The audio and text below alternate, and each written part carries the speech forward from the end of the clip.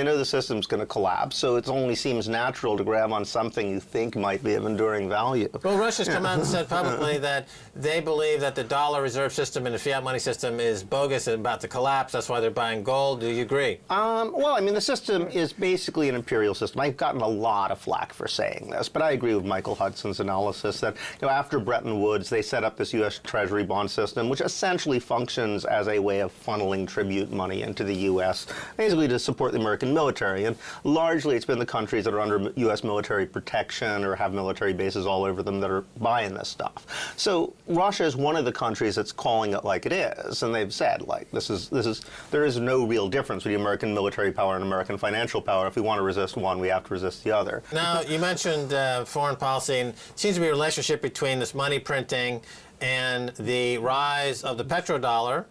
And, of course, that has really been the basis for so many wars recently in the last 10 or 15 years, the Iraq War, Afghanistan, and what's happening in Africa. It's a mad scramble for resources. And that oil industry, since 1970, since when the U.S. closed the gold window, there has been a concurrent growth in both credit and oil exploration. These two things have gone. Big capital and big oil have grown up together.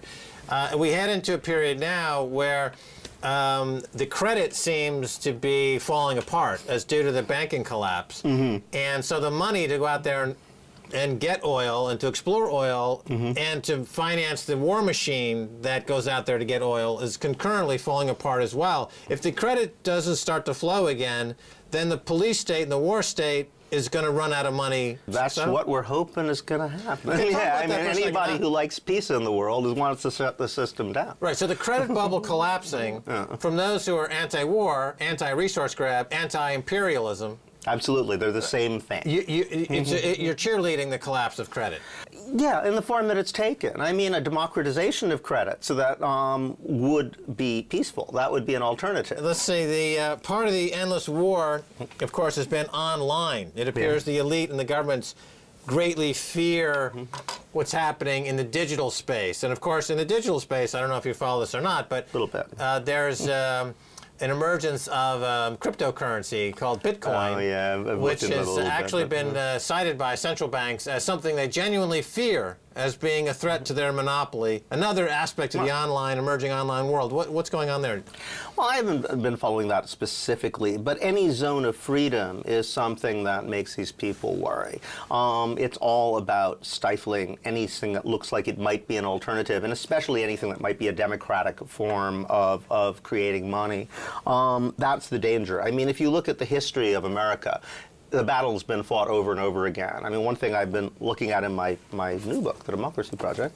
No, let's take a look at this. Here it is, the Democracy Project. This is the galley. It's not out yet, is it? I can't buy it. It will be out on the 9th. Yeah. Can I pre-order this somewhere? April 9th. Yeah, sure. Oh, fantastic. Okay, so it's called The Democracy And it's Project. about my experience in Occupy and how it relates to larger, democratic movements in history.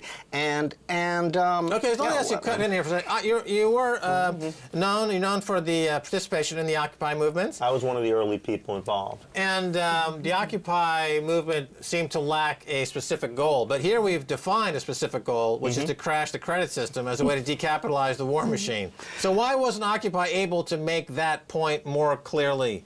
Well, I think that there was a problem in that, on the left in general, they haven't really talked about that relation between forms of money creation and military power. Why is that so difficult for the left to figure out? Because I have talked to the left, so to speak, for years about this, and the idea of incorporating economics into their manifestos or platform, they seem completely put off by that idea. Why are the left, why is the Occupy movement, why are those people fighting the imperial presence of America and others so tone deaf when it comes to economics? I think that there are a lot of people increasingly realizing that this is important. It just hasn't traditionally been. Traditionally, there's been a sort of Marxist emphasis on production, and anybody who talks too much about finance is like, well, that's superstructure, There's been a tendency to poo-poo that kind of stuff. They're losing. They're losing bad. I mean, why can't? But Occupy movement, you had the smartest people, out there on the street, and you had people like Peter Schiff, who is just a common garden variety stockbroker able to just pick apart their arguments at will without any pushback whatsoever when the arguments against Peter Schiff are so obvious to make. Well, I mean, I don't know who he was debating, but like we have some very good people there. I don't know who they put him up against. Michael Hudson.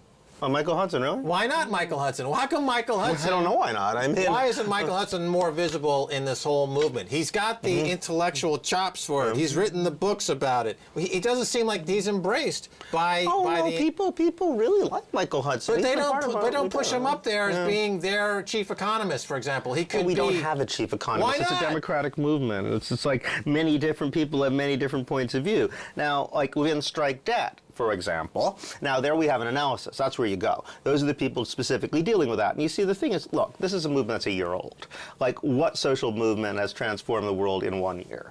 It's a long-haul thing, changing people's perceptions, changing the way the left looks at things, changing the way the ordinary people look at things, changing the way elites. I mean, it's going to take a huge process of building, and we're trying to do a lot of things at once. We're both trying to create a culture of democracy. We're trying to make connections that people just hadn't been making at all between, you know, sort of class power, the 1%, government, coercion, the police state, and debt. You know, it's a potent symbol that, you know, actual stores are being replaced all over America by these sort of glass cubicles that don't sell anything but are full of guys with guns. I mean, it's a very big symbol for what America has become. Let's move on. We have less than a minute left. Aaron Swartz, activist in the digital space. His parents said the state killed him.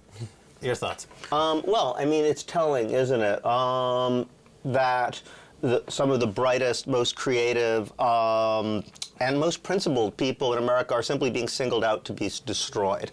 We've become a culture of sort of sheer brutal violence and sadism. I call it like macho decadence. You know, we know we're going down, but at least we're tough guys about it. You know, and this seems to be the attitude. Anything that points towards an actual viable future, it's like stomped. And that's what, you know, Aaron was, I consider him a friend. He was a great guy, and he's brilliant and he's principled. And it drove the people in charge crazy because he made a point that, you know, people who are producing are just totally frozen out of the situation. It's become a system of rent extraction. Even ideas like, you know, you go to JSTOR. I mean, JSTOR is one link in the chain, but you know, if I write something, I don't get paid for it, which is fine. But like, yeah, these are scholarly work. You know, scholars don't get paid for that stuff, but they do have to pay to see what other scholars are saying. I mean, these executives just like inserted themselves in the conversations between, you know, intellectuals, scholars, and now are charging them to talk to each other. I mean, what could be more obscene? Well, the phrase there, rent-seeking, gatekeepers or trolls. Exactly. That's what it is. It's a rent system, and that. So in that way, what Aaron was doing is exactly the same as we're doing at Occupy. We're just pointing out that what we've got now is a system of people don't do anything that's worthwhile to anyone, but they just sort of sit there, privatize things, put armed guards around it, and figure out ways to like charge you for doing what other people have done. Yeah, I think it's called feudalism. Yeah, it's very close. I mean. All right, well, that's all the time we have. The book is called The Democracy Project, coming out soon. David Graeber, thanks so much for out of time, but thanks for being on the Keiser Report. My pleasure.